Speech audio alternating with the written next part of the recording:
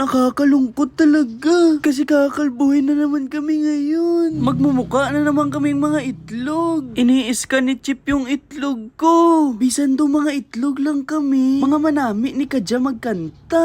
Shout out sa pogi namon nga teacher. Yo. Lagyan ito!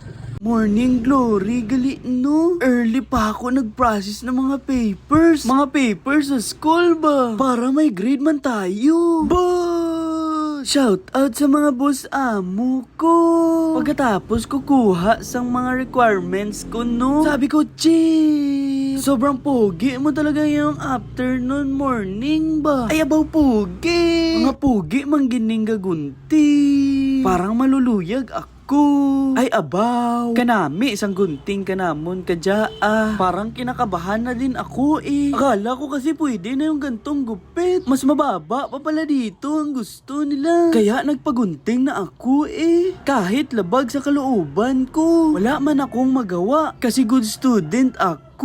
Sobrang bait ko. Okay lang sa akin yung mas manubo pa dito ba. Parang iiyak na lang talaga ako pagtapos ako gupitan ba. Oblong na oblong kasi talaga yung ulo ko. Ini-scan pa ni Chip. Kaya naglakad-lakad na ako, no? Kasi sabi ko kukuha ako ng permit. Pagkatapos kong kumuha ng permit, no? Naglakad na naman ako ulit pabalik sa nakaraan. Kahit hindi ako makamove on sa gunting ko. Hahaha. Nagaantay pala ako dito, no? Ng mga classmate ko. Kaso magkakamuka kami. Sir, isalita ka sa vlog ko, sir.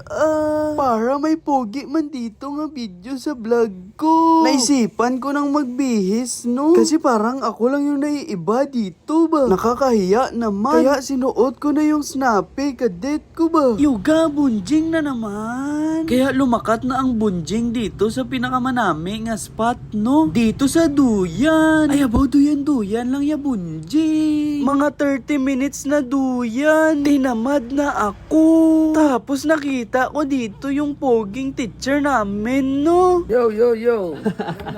Kasama dito ni sir yung mga classmate ko, no? Nagmerienda na din ako. Kasi sabi ko parang pumapayat na ako ba. Baka sabihin ni mama, pinapabayaan ko yung sarili ko ba. Kaya naglakad-lakad na kami papuntang third floor. Mas mabuti ng early kesa late. Tapos insert muna. Pagpasok sa room, sobrang payapa talaga, no? Kaya nag-review muna ako. Kasi exam namin ngayon. Shout out sa grupo, no? Sobrang